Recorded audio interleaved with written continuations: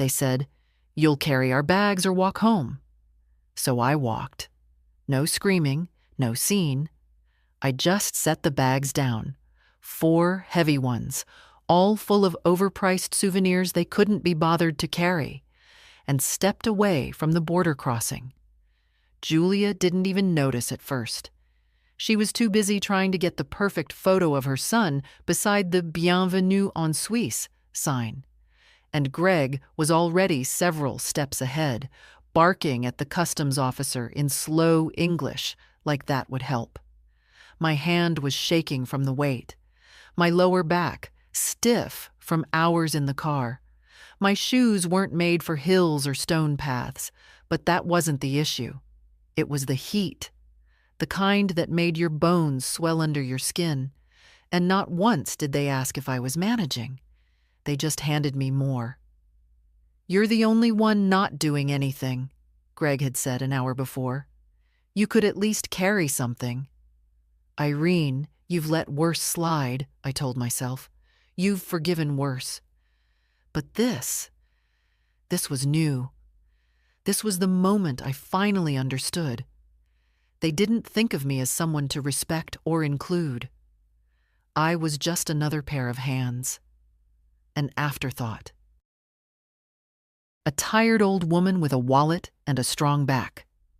When I left the bags there, on the grass beside the trail, I didn't think. I didn't plan.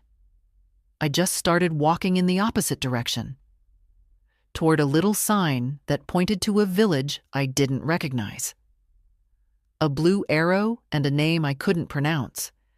It might have been a hiking path or a road for locals. I didn't care. I just wanted to walk until the buzzing in my ears stopped, until I couldn't hear their voices anymore. I didn't look back.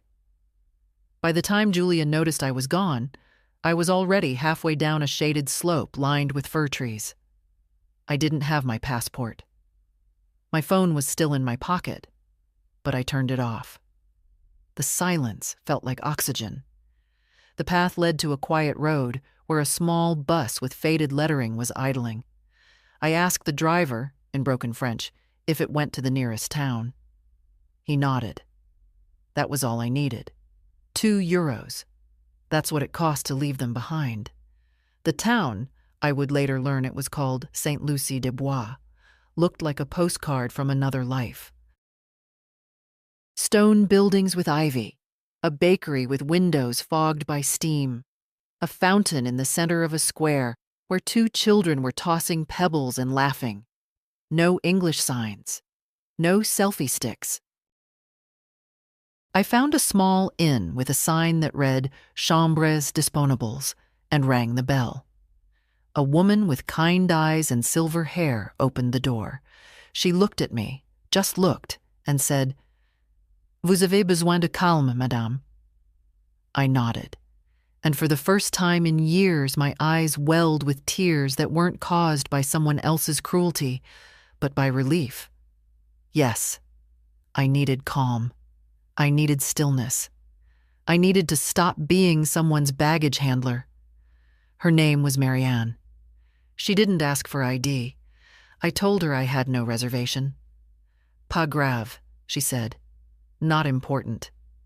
She gave me a room on the 2nd floor with a view of the hills, clean sheets, no television, a little kettle. I paid in cash, the emergency money I kept in my bra, folded in a tissue. Old habits. I lay down on the bed in my travel clothes without even removing my shoes. The silence pressed in, not like a weight, but like a balm. I could hear nothing but birds and the slow, steady breath of the wind. My limbs ached, but it didn't matter. I don't know how long I slept.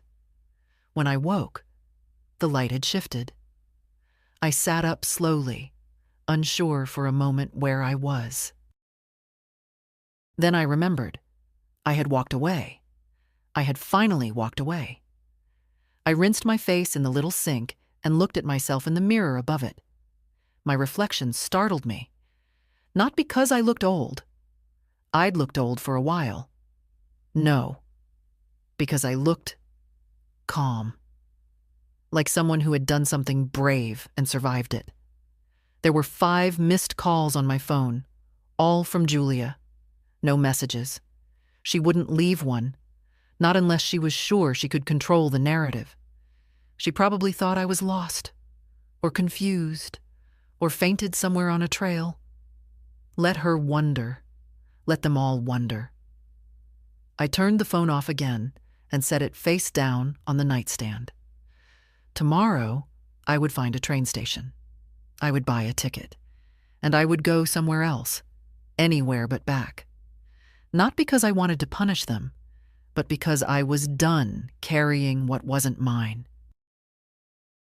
It started with a promise. "We want you to be part of this, Mom," Julia said over the phone 2 months before the trip. "You've never seen Europe. We want to do it together. As a family."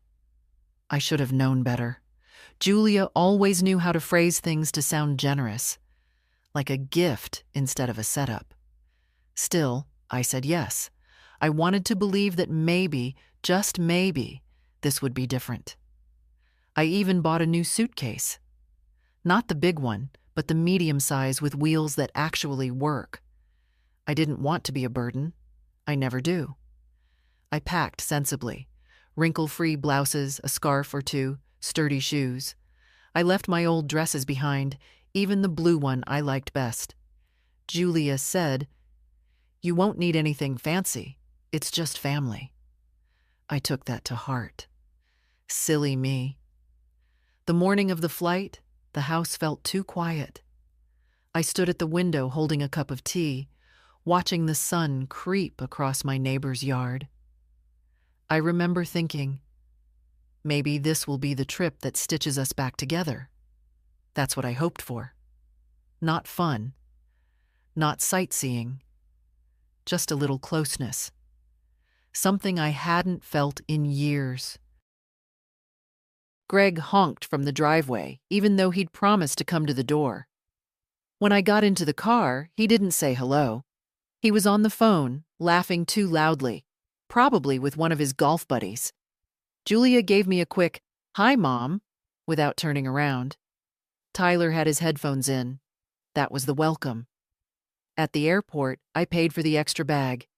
Julia said their tickets didn't cover checked luggage, and mine did. So I offered. It felt easier.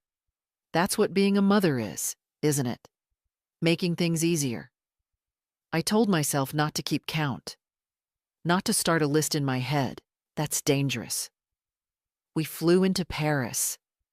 Greg insisted on renting the biggest car they had, something called a luxury crossover that still barely fit 4 of us and the luggage. I was told to sit in the back, behind the driver. "You'll have more leg room," Julia said. What she meant was, "We don't want to talk to you." Still, I smiled. I took photos out the window. I tried to comment on the countryside. No one answered. Tyler had a game on his phone. Greg was focused on the GPS. Julia was scrolling through her messages, fingers moving like they were in a race. I held my tongue when we stopped at a gas station, and they all went inside, leaving me to sit in the car. I held it again when they came back with snacks for themselves, but nothing for me. Not even water. I told myself they were tired. Jet lag makes people thoughtless. At the hotel in Reims, I offered to take the pull-out sofa. "You're the smallest," Greg said. I nodded. I didn't mention my hip or the fact that I hadn't slept on anything but a proper bed in years. I didn't want to be difficult. That first night, while they went to a wine tasting, I stayed behind, curled up under a scratchy hotel blanket with a bag of almonds and the hum of the TV in a language I couldn't understand. Julia texted me a photo. The 3 of them smiling with glasses of champagne. "Wish you were here," she wrote. I almost laughed, but I kept showing up. I was there the next morning when we toured the cathedral. I waited in the heat while Greg argued with a tour guide about American-sized coffee. I stood patiently while Julia took 50 photos of Tyler pretending to lean against medieval stone. When I asked if she could take one of me, she said, "Maybe later, we're kind of in a rush." At lunch, I offered to pay. Again, Greg joked that I must be hoarding a secret fortune. I didn't answer. He wouldn't have understood the savings it took for me to say yes to this trip. How many winter coats I'd patched instead of replacing.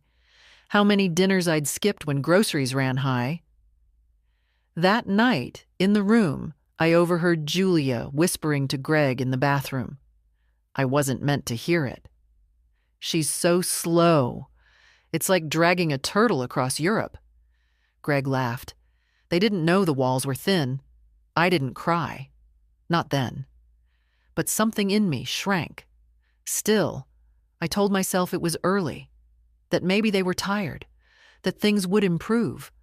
But a part of me, the quiet, stubborn part that's carried me through 7 decades, began making a different list. Not the one that counted favors, not the one that forgave slights. A list of truths. And I wrote the first one silently in my head that night. They don't see me. By the 4th day, I had stopped trying to be in the photos. It wasn't a decision exactly, more like a quiet acceptance. Every time we passed something worth remembering, a vineyard, a bridge, a mural on a cafe wall, Julia or Tyler would pose, adjust their angles, take 20 versions. Then they'd move on. I was usually still catching up, slightly breathless, always just a few steps too slow to be noticed. In one city, I forget the name, they were all blurring together. We stopped at a market square. Greg wanted sausages. Julia wanted local soap for her co-workers. Tyler just wanted Wi-Fi. I stood near a vendor selling hand-painted ceramics, plates and little espresso cups with shaky blue patterns, not perfect, but made with care. I lingered, ran my fingers over a small plate with tulips on the rim. It reminded me of a dish I'd once bought when I was young and broke and newly married. George and I had used it for years until it cracked down the middle. "Don't get that," Julia said, coming up behind me. "It won't match your kitchen." I hadn't asked her opinion. I hadn't said a word. I bought it anyway, wrapped it gently. Paid with my own money. Didn't tell them. That plate now sits in my new kitchen. Just one plate. But it's mine. There was a moment in Strasbourg that I thought I might leave then. It was raining. Not hard, but enough to chill your scalp. We'd just come out of a museum, the kind I'd enjoyed and they had rushed through. I wanted to sit. My knees were burning. There was a bench near a pastry shop, and I asked if we could pause for a moment. Greg rolled his eyes. "We just sat for lunch." Tyler said nothing, just pulled his hoodie tighter. Julia gave me a look that could cut glass. "If you're tired, maybe you should go back to the hotel. We'll explore a bit longer." They were already walking away before I could answer. I sat on that bench and watched them vanish into the crowd like people I used to know. The pastry shop had a small table outside, under an awning. I bought a single warm roll and a coffee and ate it alone, watching strangers walk past. That was the first time I turned my phone off during the day. I liked the silence. At the hotel that night, Greg complained that I hadn't brought the power adapter back up to the room. "You were the last to use it," he said. I wasn't. I knew I wasn't, but I said nothing. Later, I found it in his bag. Did I tell him? No. Some things are louder in silence. One morning in Lucerne, Tyler tripped slightly on a loose cobblestone and cursed. "Oh my God, these streets are prehistoric," he muttered. I reached out without thinking, just instinct, to steady him. He shrugged me off like I was a stranger, a beggar on the corner. "Don't," he said, not cruelly, just flat, like it was embarrassing to be touched by me. He's 17. Maybe it's normal, but something inside me knotted tight. Later, at dinner, he posted a photo of his meal with the caption, "Best trip ever, just us three." Just us three. I saw it because he forgot I still followed him. That night, I sat in the hotel bathroom with the shower running, not because I needed it, but because I didn't want them to hear me breathing hard. Not crying, not quite. Just trying to stay quiet. To not become a spectacle. I remembered something my own mother said to me when I was young and angry and thought she was too slow, too out of touch, too inconvenient. "You'll miss me when I'm not in the room anymore." At the time, I rolled my eyes. Now, I understood. They wouldn't miss me, but they would feel the absence. Because I would make it permanent. By the end of the week, I stopped waiting for them. I ate when I was hungry, rested when I needed to. I stopped asking what the day's plans were, and when they asked why I didn't seem enthusiastic, I just smiled. "I'm just along for the ride," I said. Let them believe it. I wasn't along for the ride. I was counting the exits. We had dinner in Geneva the night before the border, a place Greg had read about. Some restaurant with stars and reviews and a name none of us could pronounce correctly. He insisted we go. "It's a once-in-a-lifetime kind of place," he said. "We'll regret it if we don't." By we, of course, he meant himself. It was the kind of restaurant where the menus didn't have prices and the waiters looked you up and down before seating you. Julia wore her cream blouse, the one she never packs unless she expects photos. Tyler slicked his hair back with too much gel. Greg held the wine list like it was a weapon he knew how to use. I wore a simple navy cardigan and the same black flats I'd worn since Paris. I hadn't packed anything fancier. Julia had told me not to. At the table, no one offered me the best seat. I took the one closest to the kitchen, half out of the conversation and all the way out of the view. Greg ordered for everyone. "Mom likes white," Julia said absently when the sommelier asked. "Something soft? Not too dry?" I do like white wine. But that night, I wanted red. I didn't speak up. The waiter came with the first course. Something with foam and truffles. I barely touched it. The food was beautiful, but my stomach felt heavy. Tyler was already halfway through his before I'd taken a second bite. "Are you not hungry?" Julia asked. "I'm fine." "You've barely eaten this whole trip," Greg added. "If you collapse, we won't be able to carry you back." He laughed. No one else did. He wasn't joking. After the main course, they asked the waiter to take a photo. Tyler held up his phone and waved him over. "Excuse me, can you take one of us?" he said, gesturing to himself, Julia, and Greg. They posed, arms around each other, smiling wide, wine glasses raised. I was still sitting at the table, napkin folded in my lap, hands resting quietly. No one said, "Wait, get one of all four." No one even glanced at me. The waiter hesitated, looking unsure, but took the photo as requested. I smiled to myself. Something sharp settled into my chest. When the check came, Greg made a show of patting his pockets. "Damn," he said. "I left my wallet back at the hotel." Tyler looked up, confused. "Didn't you—" Julia cut in quickly. "Mom, could you cover this? We'll Venmo you when we get back." There it was. The familiar line. The slow reach into my purse. The silent agreement that I would take care of it. I always did. I looked at the bill. 321 francs. I handed over my card.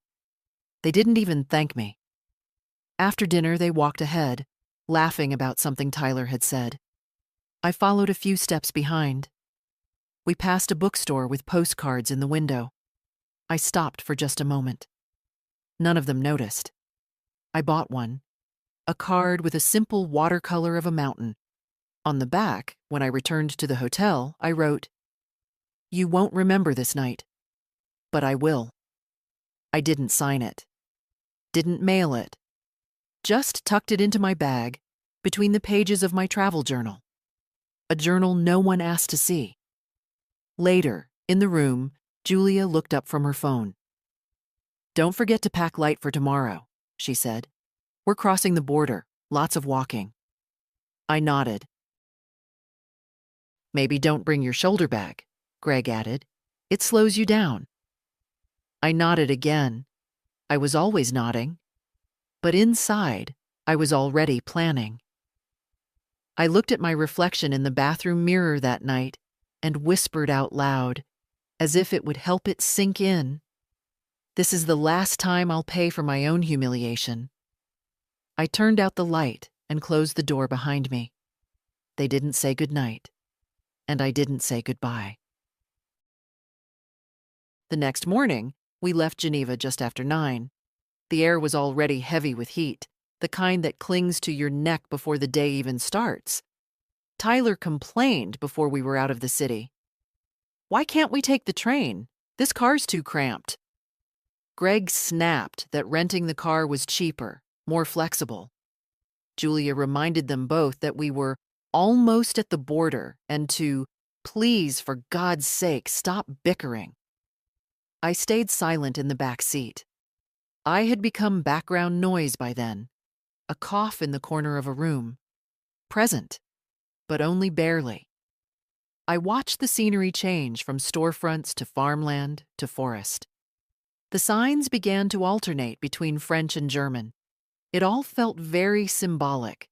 We were passing from one country to another, and I was still a tourist in my own family.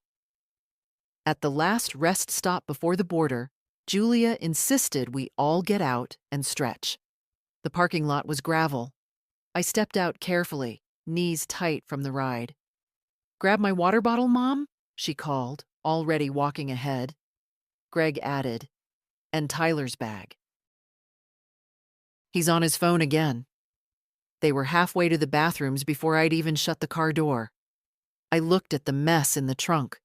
Bags, snacks, half-zipped suitcases, a broken umbrella. I could have said no. I could have let them handle their own things. But I didn't. I hoisted the tote bag over one shoulder, the backpack on the other. One of them, I still don't know whose, had a souvenir snow globe that jabbed me in the ribs. I shuffled toward the bathroom area, past rows of other travelers. Some with small children, some helping elderly parents. I watched a young man link arms with his grandmother as they walked. He smiled down at her. She beamed. No one ever beamed at me. When we got back in the car, Greg complained again. "It's like we've got 10 bags for 3 people." "4," I corrected softly. He didn't hear me, or he pretended not to. The border crossing was small, more of a checkpoint than a real gate. Switzerland doesn't fuss much, but there were still customs agents standing under a canopy, waving cars through at a crawl. Julia insisted we pull over and walk for a bit, while Greg handled the papers. "It'll be a cute photo op," she said. "We're officially entering Switzerland." Tyler groaned, but followed her out of the car. I followed too, carrying 2 of the bags they didn't want to leave unattended. They walked ahead, laughing, pointing at the signs. I struggled to keep pace, sweat clinging to the back of my shirt. My sandals caught on the uneven path. I could feel my right heel blistering. No one looked back. That's when I heard it. Greg's voice, half laughing, tossing the words over his shoulder, like a joke that didn't need to land. If she can't keep up, she can carry our bags or walk home. Julia didn't respond, but she didn't defend me either. Tyler chuckled. I stopped walking. Not out of drama, not out of spite. Just enough. I looked down at the bags in my hands. One was Julia's with her initials stitched into the side. The other was Tyler's, heavy with tech gear and chargers and God knows what else. I didn't say a word.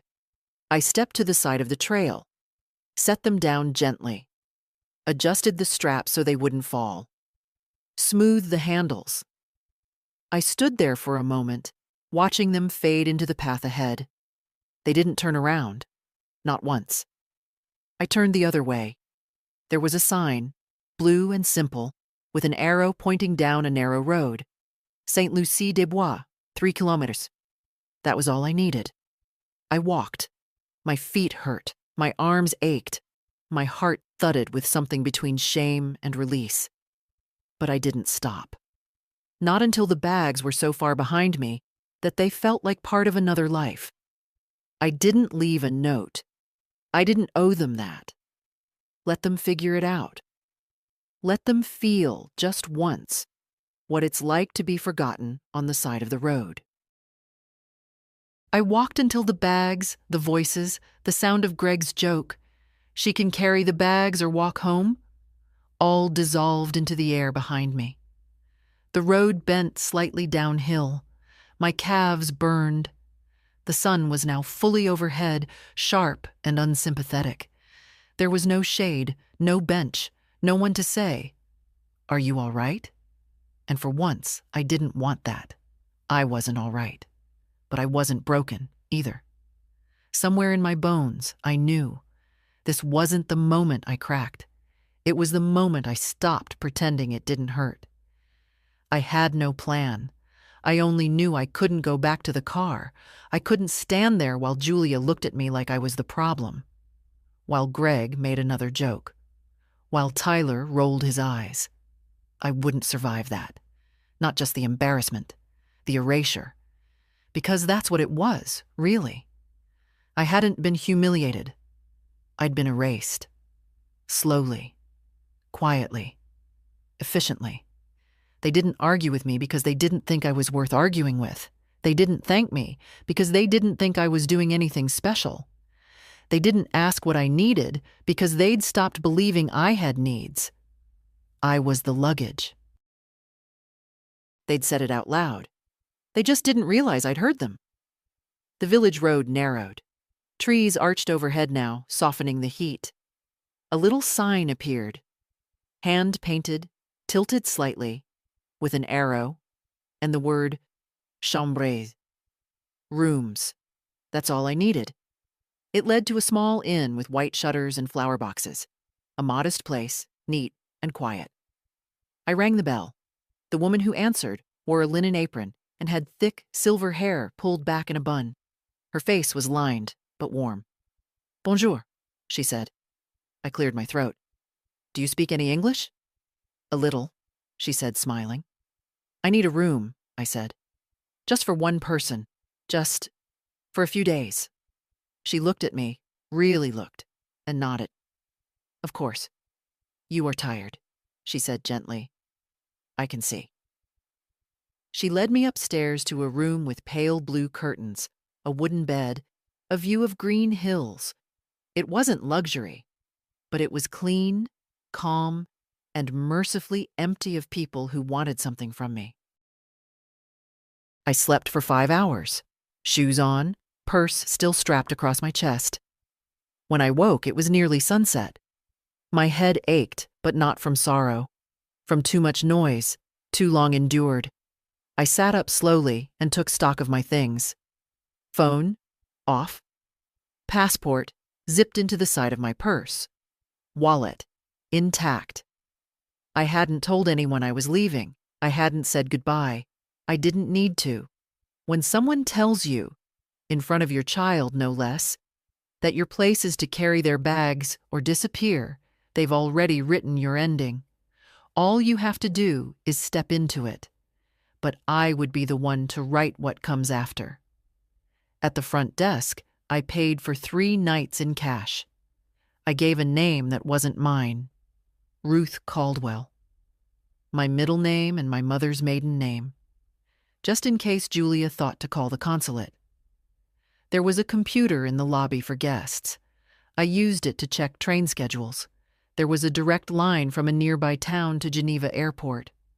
Then a flight home, rerouted through Frankfurt, leaving in 2 days. I booked it. Used my own card. Booked the window seat. I didn't cry. Not when I saw the confirmation email. Not when I called the bank to make sure I could use my account abroad. Not even when I opened my suitcase and realized I'd left half my clothes in Greg's rental car. Let them keep the sweaters.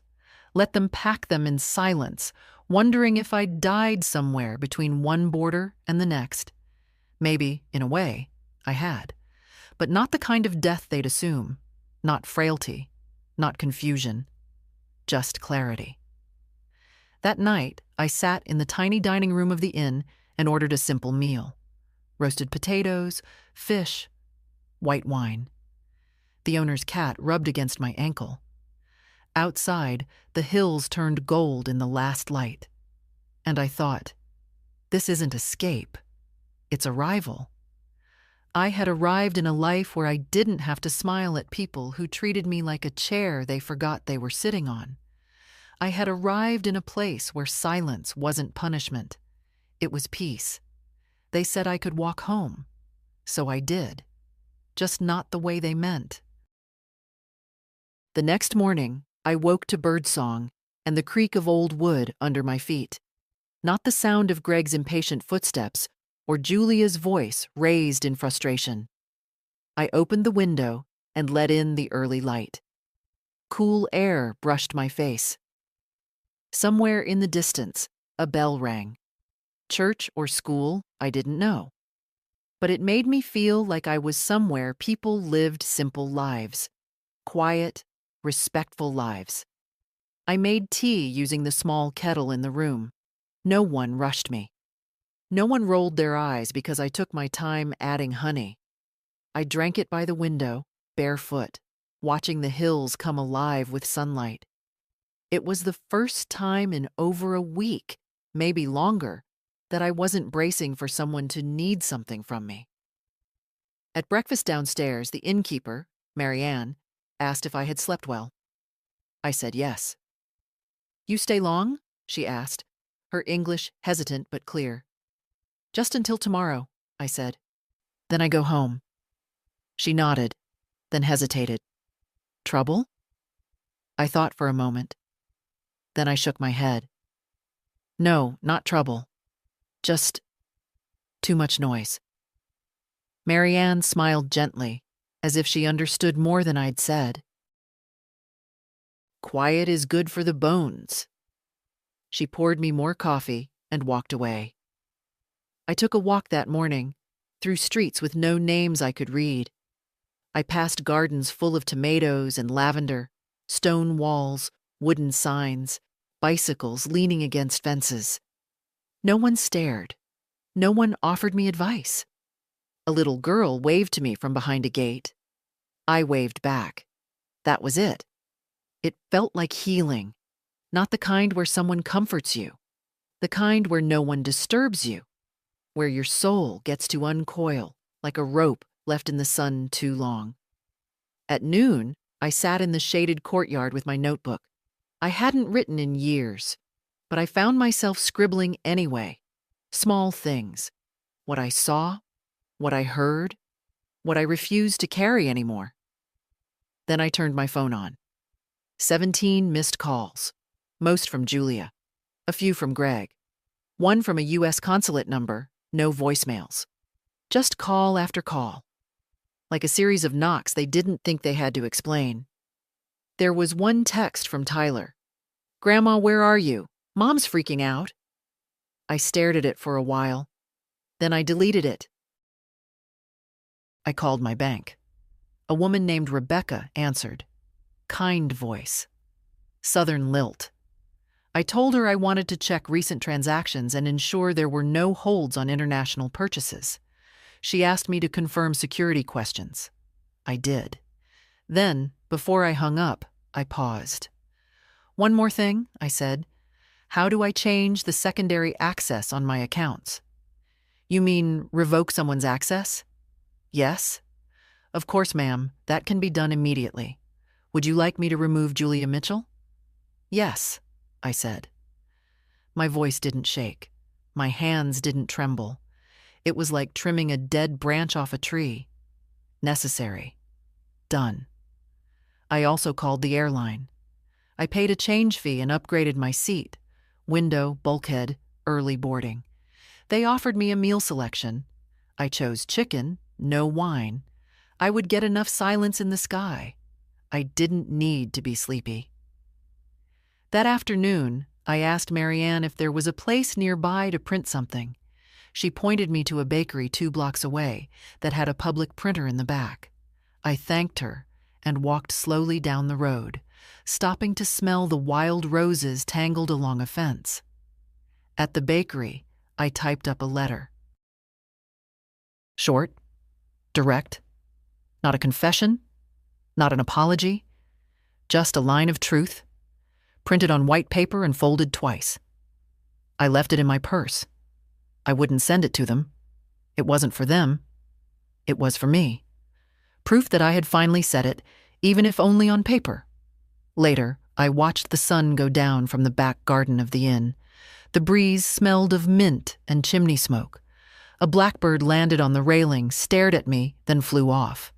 And I thought, I've got one more night to be no one to anyone. One more night to be just a woman in a room with a window and a bed. Tomorrow I go home. But not to the same house, not to the same life. They wanted me to walk home. I did. And on the way, I found myself. The next morning, I woke up before the sun. Not because of an alarm. I hadn't set one. My body simply stirred, as if it knew the day held something important. I sat in the stillness of that small room, wrapped in the blanket from the bed, my feet tucked under me. The hills outside were still blue with shadow. No birds yet. No footsteps. Just the sound of my breath and the distant hum of something waking. Maybe a town. Maybe me. I reached for my notebook again. Not to write, just to hold it. Sometimes a blank page is its own kind of comfort. Proof that something new can still begin. I thought about my life. Not as a story. Not as something to explain or make sense of. Just the shape of it. I thought about George. He was a good man. Not perfect, but good in the way that counts. Solid. Kind. He used to say I was the strong one. I never believed him. I thought strong meant loud, certain, decisive. Now I think maybe strong just means staying. Staying when it's easier to run. Staying in a marriage when money's tight and patience is tighter. Staying by your child's side through every bad haircut, every slammed door, every betrayal you swallow for the sake of peace. But staying isn't the same as shrinking. And somewhere along the way, I forgot the difference. Julia wasn't always this way. When she was little, she used to bring me daisies from the neighbor's yard and tell me I was the most beautiful mom in the world. She used to cry when I left for work, even if it was only for a few hours. She used to climb into bed with me after nightmares and wrap her little arms around my neck like she never wanted to let go. I don't know when that changed. Maybe when I couldn't afford the brand name clothes. Maybe when I said no to paying for her second wedding. Maybe when I stopped agreeing with her just to keep the mood light. Greg came into her life already convinced she wasn't enough, and somehow she started believing it. Then she passed that feeling on, like a cold, invisible, and contagious. I kept thinking love would be louder than pride, but I forgot that pride doesn't listen. It only speaks. I don't hate them. That's the truth of it. I wish I could say I do. It would make this easier. But it's worse than hate. It's grief. Because I still love them. Still remember who they used to be. Who we used to be. But I've finally accepted they don't love me the way I need to be loved. They love me when I'm useful. When I'm quiet. When I say yes without hesitation and smile through the bruises on my dignity. That isn't love. That's performance. And I am retiring from the role. At breakfast, Marianne brought me a small plate of apricot preserves and warm bread. "Today is travel?" she asked. "Yes. Back to the airport." She hesitated. "You okay?" I smiled. Not too brightly, just enough. "Yes," I said. "I think I finally am." She didn't press. She just nodded, like women who've lived long enough to recognize a private battle won. After breakfast, I packed. It didn't take long. I had only half the things I'd brought, and none of the weight. I left behind a small scarf on the chair, folded neatly, a parting gift for the room that had given me peace. At the front desk, I paid again, even though the room was already covered.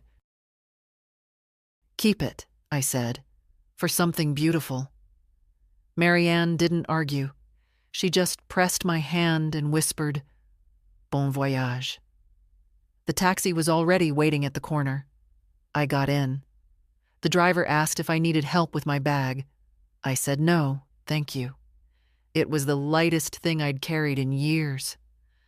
As we pulled away, I looked back at the inn once. Just once. I didn't wave. Some endings don't need ceremony, just a full stop. Back at the border, they didn't notice I was gone until the customs officer waved them forward and asked for all passengers to be present. Julia turned around to call me and saw only the bags, sitting upright, untouched, right where I had left them. For a moment, she probably thought I was nearby. Maybe in the bathroom. Maybe lagging behind. Then the moment stretched too long. Greg swore. Tyler took out his phone. Julia's voice rose. First in confusion, then sharp with that tight panic people feel when they realize they've made a mistake but can't figure out which one. They didn't understand yet. Not then. They still believed I was just a few steps behind. Still believed I was doing what I always did, absorbing the discomfort, adjusting my pace, trying to keep up. But this time, I hadn't. This time, I had let them walk ahead, and I had walked away. While they backtracked, asked strangers, checked the rest stop, called local authorities, I was already at the airport. I didn't rush. I had a small meal, bought a book at the little kiosk, a crime novel, the kind George used to read. Sat near the window and watched planes arrive and leave. My flight was boarding in 2 hours, and their panic was just beginning. Julia called 17 times in the span of an hour. Then came Greg. Then Tyler. None of them left a message. I pictured them standing in a group, faces drawn, talking over each other. Maybe she got lost. She's not answering. Try her again. At 3:15 p.m., I got an email from Julia. "Mom, where are you? This isn't funny. We've called the police. Please respond. We're worried." I didn't answer. At 3:47 p.m., another. "We've contacted the consulate. If something happened to you, we need to know. Please. We're scared." Still, I didn't reply. Because I knew what this was. It wasn't about me. Not really. It was about the narrative. About control. About keeping the performance going. The mother who funds the trip. Who waits in the background. Who smiles quietly and carries the bags. Not the woman who walks away. That wasn't in their script. By the time I boarded, the sun had begun to set. The airport windows turned gold. The terminal lights blinked on, one by one. I settled into my seat. Bulkhead. Window. Early boarding. No one asked me to move. No one expected me to give anything up. I pulled the blanket over my lap, closed my eyes, and let the hum of the engines drown out the buzz of my phone in my purse. Let them call. Let them wonder. I wasn't lost. I was done being found by people who never really saw me. When the flight landed in Frankfurt for my connection, I turned the phone back on briefly. There were more messages. One from a U.S. Embassy staffer, formal and polite. One from Greg. "What the hell is going on? Call us." Two from Tyler, shorter, more clipped. Then one from Julia. "Please, just let me know you're safe." I read that one twice. It was the only one that sounded like her. The her I remembered. Before Greg. Before the coldness crept in. Before she learned to be disappointed in me. I almost responded. Then I didn't. Some silences are earned. I boarded the connecting flight. This one smaller, quieter. A red-eye to the U.S. As we ascended, I pressed my forehead to the window. Below, Europe fell away in a patchwork of lights and shadow, and I thought, let them search. Let them feel the absence. Let them sit in the empty space I used to fill and ask themselves why it's there. Back in the States, I didn't go straight home. I didn't tell anyone I was coming back early. Didn't call the house sitter. Didn't check the mailbox. Didn't even stop at the market where everyone knows me by name. I took a taxi from the airport to a lakeside inn 2 towns over. Somewhere quiet, unfamiliar. A place with no expectations. I paid cash again. Asked for 2 nights. The woman behind the counter was younger than me, late 50s maybe, but her eyes had the same tired kindness I'd seen in Marianne's back in Switzerland. "You're traveling alone?" she asked. "Yes." "Business or pleasure?" I smiled faintly. "Closure." She didn't ask anything else. The room had a view of the water, a small balcony, no television, no phone, just a soft bed, a wooden chair, and a kettle with packets of tea. It was perfect. I took walks by the lake that first day, watched ducks waddle across the grass, sat on a bench and listened to the wind rustle through the reeds. No one called my name. No one asked me to carry anything. I wasn't anyone's mother here. Just a woman in a coat walking by the water. On the second evening, I went down to the lounge for a cup of tea. The lobby was quiet. A fire flickered low. A man sat near the window, reading. Gray-haired, slender, dressed neatly, like someone who still took pride in small things. He looked up when I entered, nodded politely. I nodded back. That might have been the end of it. But when I sat near the fireplace, cup in hand, he spoke. "Beautiful time of year for this lake," he said. I agreed. He introduced himself. "Robert." "Ruth," I said without thinking. The name came easier now. I wasn't hiding. I just wasn't ready to be Irene again. He didn't press. Didn't ask what I did or where I was from. We talked about books, about the lake, about how some kinds of silence are sacred. "I come here every year," he said. "Wife passed 5 years ago. This was our place." "I'm sorry," I said gently. He looked out the window. She always said it's easier to breathe by water. She was right. We didn't talk long. But when he stood to leave, he said, "Good night, Ruth. I hope you rest well." And I did. Better than I had in years. The next morning, I checked out. Backpack on my shoulder. Passport zipped tight in the front pocket. I left a note for Robert at the desk. Not a letter, just a line, scribbled on a hotel notepad. "You were right. The silence here is good for the bones. Thank you. R." I didn't leave a number. Didn't ask for anything in return. I didn't need to. Some kindnesses exist only in the moment they're given, like light through a window at just the right hour. I took a taxi home. The driver tried to make small talk. I let him. We passed the familiar streets, my grocery store, the library, the diner with the terrible coffee but good pie. Everything looked the same, but I wasn't. As we turned onto my street, I felt the old ache rise, the one that came every time I saw the porch, the garden I used to tend, the front door where no one had knocked in weeks. But I didn't let it win, because I wasn't going to stay. Not in that house. Not in that life. They'd asked me to walk home. I had. And now I was going to leave it behind. For good. The house was just as I'd left it.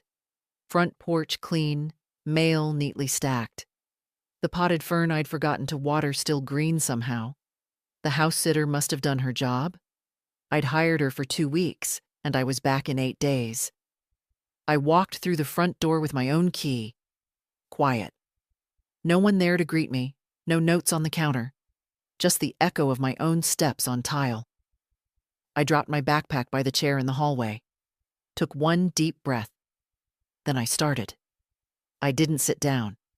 Didn't unpack. I went straight to the drawer in the sideboard where I kept the documents. The ones I'd always been too tired, too polite, or too hopeful to change. I took them all out. The will, the power of attorney, the deed to the house with Julia's name co-signed from 3 years ago, when she convinced me it was just easier this way. It hadn't been easier. It had made me smaller. Every piece of paper chipped away at my independence. I called my lawyer. He answered with a familiar warmth. We'd known each other since George passed. "Mrs. Mitchell," he said, "is everything all right?" "I need to amend my will," I said. "And revoke some permissions." "Of course," he said. "Are you sure you want to—" "I'm sure." There was a pause. I could hear him switching into the voice lawyers use when they know something deep has shifted. "All right, let's start." It didn't take long. The will, rewritten to divide my estate among 3 nieces I hadn't seen in years, but who still sent Christmas cards, still called on my birthday, still treated me like a person. The house, I would sell my half. Julia could buy me out if she wanted. If not, the sale would be forced. I'd already found a realtor, the account, sole control. Julia's name removed. Power of attorney revoked. It took 3 phone calls, 2 signed forms, and 1 notary. No drama, just paperwork. Funny how something so invisible for so long could be undone so quickly. I packed over the next 2 days. I kept only what I loved. The plate I bought in the market, my mother's earrings, 2 good coats, a few books, a box of old letters. I donated the rest. Julia's things. The vase she gave me 5 Christmases ago, the blanket she left after one of her rare sleepovers, the souvenir magnet from her honeymoon with Greg. I wrapped them carefully and mailed them to her house with no note. Let her receive them in silence. Let her decide what they mean now. I found a small apartment on the other side of town. 1 bedroom, top floor, a view of the hills, enough sunlight to warm the kitchen table. I signed the lease in person. The agent, a kind woman with a no-nonsense haircut, handed me the keys with a smile. "You moving out of a big place?" "Big enough," I said. "You downsizing?" "No," I said, pausing just a moment. "I'm right-sizing." She laughed, not unkindly. "I like that," she said. So did I. That night, in the near-empty house, I ate dinner on a paper plate, a sandwich, a cup of tea, a square of chocolate. I sat at the kitchen table where Julia had once told me, "You should be grateful we're including you."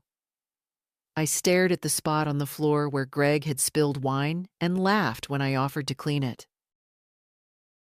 and I let it all pass through me, not like a storm, but like a wind that no longer mattered. Then I walked through each room once more, slowly, with intention, not to say goodbye, to reclaim it, because it was mine once. And now, it was done. Dear Tyler, you won't read this. I won't send it. Not because I'm afraid of your response, I doubt you'd bother, but because this letter isn't for your inbox. It's for me. I need to write it so I don't carry it anymore. You used to call me Grandma with 2 M's and one big hug.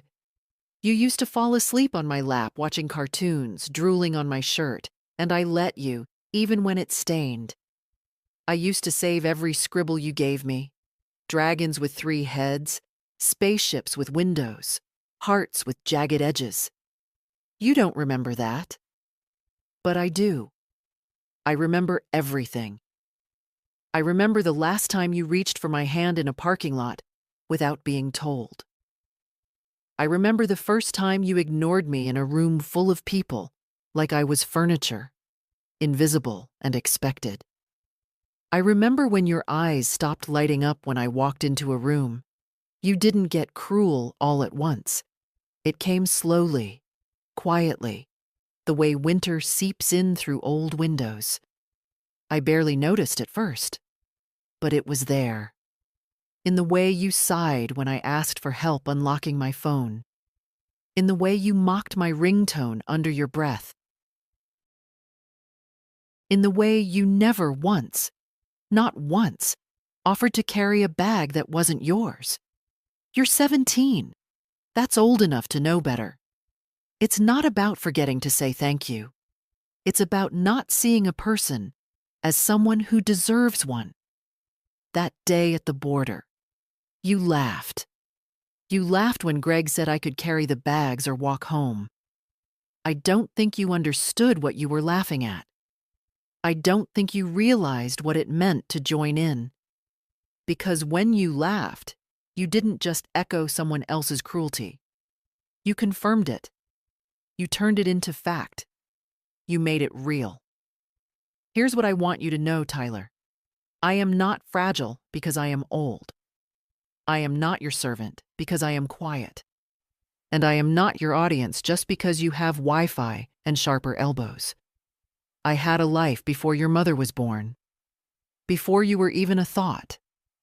I had dreams and disappointments, laughter and grief. I have scars you'll never see and stories you'll never ask to hear. I walked away not because I was weak, but because you all assumed I never would. Your mother thinks she lost me. She didn't. She gave me away in pieces over years. One request, one joke, one dismissal at a time. And I finally stopped receiving myself back. I don't hate you. You're still a boy. A boy raised in a house where men get loud and women get tired. A boy who doesn't know yet that silence from the people who love you isn't always safety. Sometimes it's surrender. And sometimes it's the warning before a door shuts for good. Maybe someday you'll grow up and remember that trip. Not the monuments. Not the food. But the empty space where I was supposed to be when you turned around. Maybe you'll wonder where I went. Maybe you won't. But I'll tell you anyway, because this letter is mine to finish. I went somewhere people saw me. Not because I needed applause, not because I demanded love, but because I finally remembered that love, real love, never makes you beg for a seat at the table. It makes room. You didn't make room for me, Tyler. But I've made room for myself, and it is quiet here, and it is good. Love, Grandma, P.S. You won't get this letter, but maybe, one day, you'll feel it. The first time Julia called after I got home, I didn't answer. Not the second time either. She left 2 voicemails, both measured, both careful. The first one was clipped, strained. "Mom, I don't know what happened, but we were worried. I hope you're okay. Please call when you get this." The second came a day later, softer, but still wrapped in the old tone, the one that made everything sound like my fault. "I just want to understand. You left without saying anything. We searched. Tyler was scared. Just talk to me." "Scared?" He laughed when Greg said I could carry their bags or walk home. Funny how fear only shows up when silence answers back. I didn't call. I waited. And on the fourth morning, there she was, standing on the porch of my new apartment, holding a paper cup of coffee like a peace offering. She knocked once, twice, then stepped back and looked around, unsure if she'd gotten the address right. I opened the door without a word. Her eyes widened just slightly. She looked thinner, tired. "Mom," she said. I stepped aside. She came in. No hug, no greetings, just a breath held too long. She sat at the small table near the window, the one I'd already claimed as mine. Journal, teacup, small vase of wildflowers. She looked around like she was in someone else's house. "You moved," she said. "I did. Why didn't you tell me?" I paused. "You didn't ask." That stung. I saw it land. She held the cup between her palms and didn't drink. "Tyler was scared," she said again. "I'm sure he was. You just disappeared." "No," I said quietly. I walked away. "That's different." Julia looked down. Her hair, always perfect, was now pulled into a loose bun, a few gray strands peeking through.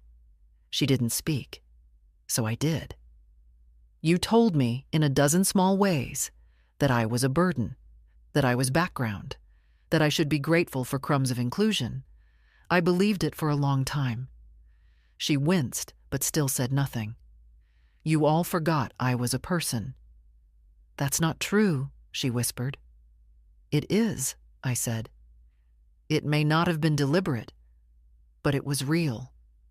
She blinked fast.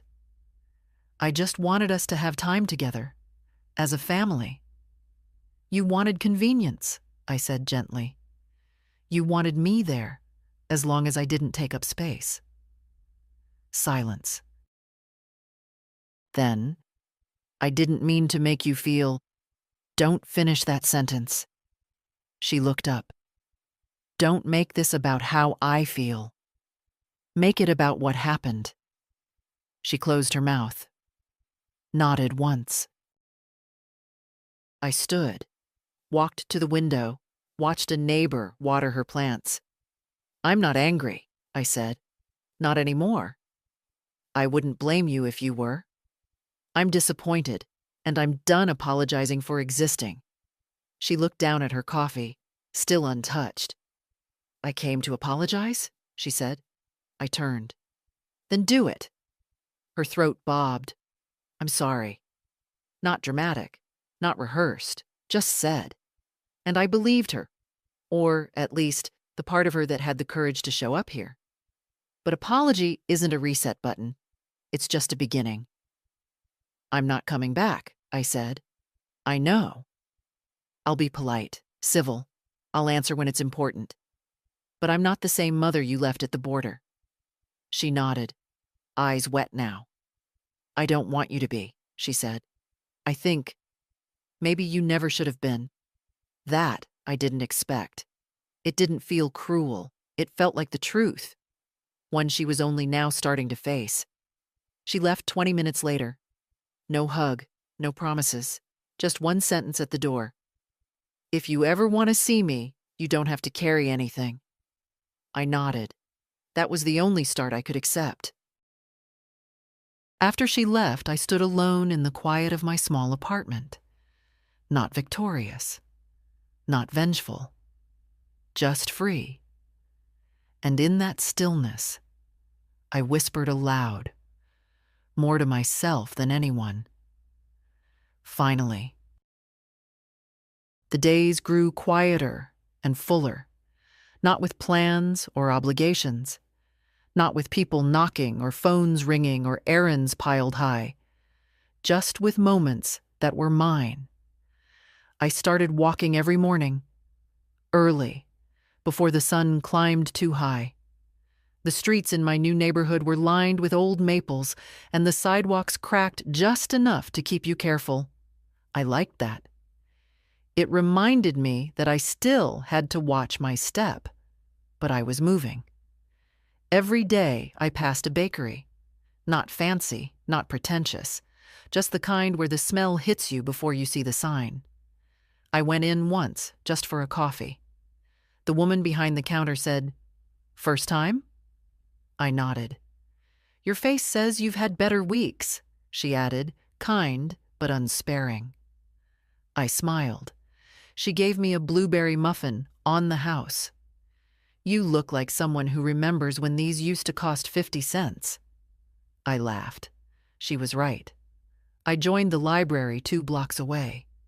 No one there asked if I was meeting someone. No one glanced over my shoulder at the computer. I sat for hours one afternoon reading a novel I'd meant to read years ago, but never found the quiet for. I returned the next day and borrowed 3 more. There was a park nearby, with benches and ducks and children's laughter echoing off the trees. I never stayed long, just long enough to remind myself that joy still exists without invitation.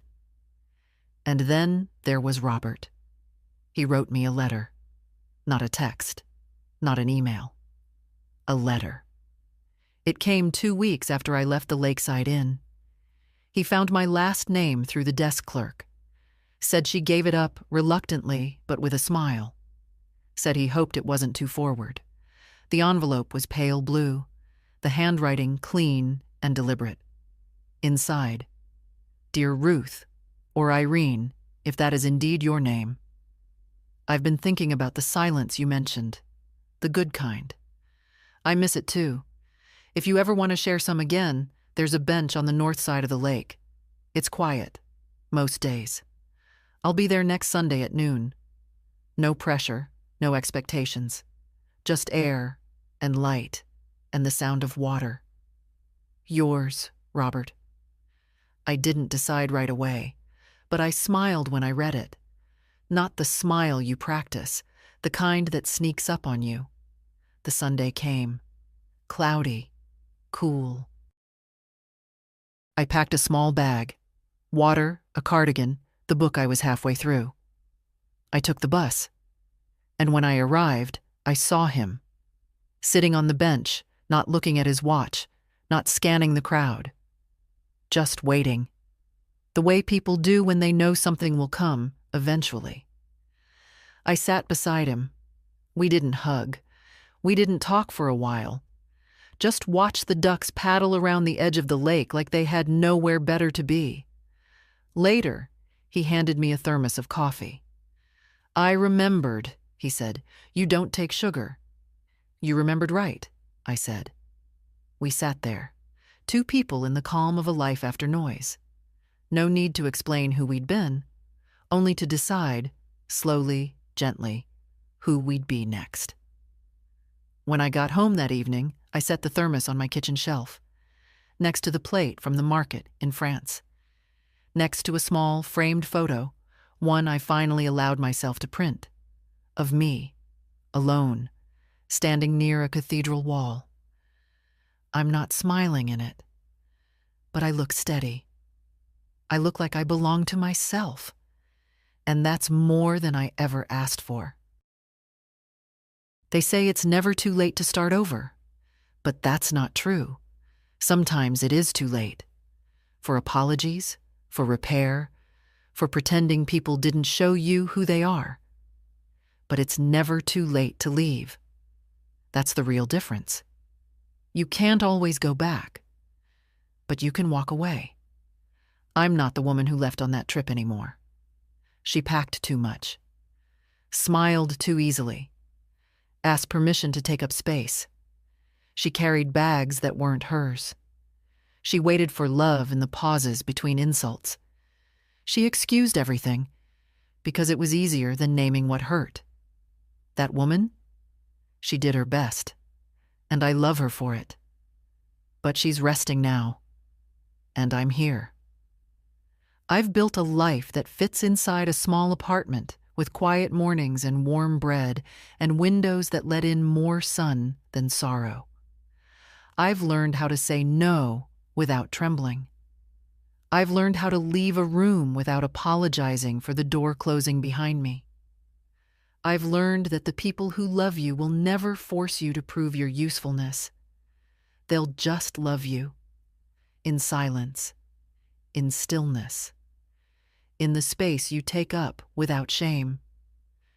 Sometimes Julia sends photos of Tyler. Of the baby. Yes, he has a baby now. She's round-cheeked and curious and beautiful. Julia writes little updates in polite, careful tones. She doesn't ask for anything. She doesn't call. She knows better now. And strangely, that's enough. Not forgiveness. Not reconciliation. Just the peace of not being erased anymore. Robert still writes letters. We see each other on Sundays when the weather is kind. He tells me about the birds. I bring him scones from the bakery. We don't talk about the past. There's too much future left to bother. I won't say I don't miss them. There are days when the ache presses up behind my ribs like an old bruise. A smell, a song, a certain type of cloud. And suddenly, I'm back in a kitchen, holding a baby, hoping it'll all turn out better. But the ache doesn't make me go back. It just reminds me of how far I've come. And if you're reading this, quietly, alone, maybe holding your own breath, I want you to hear me. You don't have to stay where you're diminished. You don't have to explain why it hurts. You don't have to carry their bags. You are allowed to walk away. You are allowed to choose peace over performance. You are allowed to take up space, even if no one claps for you, especially then. If this story found you, maybe it's because part of you was waiting for permission. Consider this it. And if it meant something to you, if even one word made you feel seen, then let someone else feel that too. Share it. Tag a friend. Leave a comment. Because someone else out there is still carrying too much. And she needs to know she's allowed to put it down.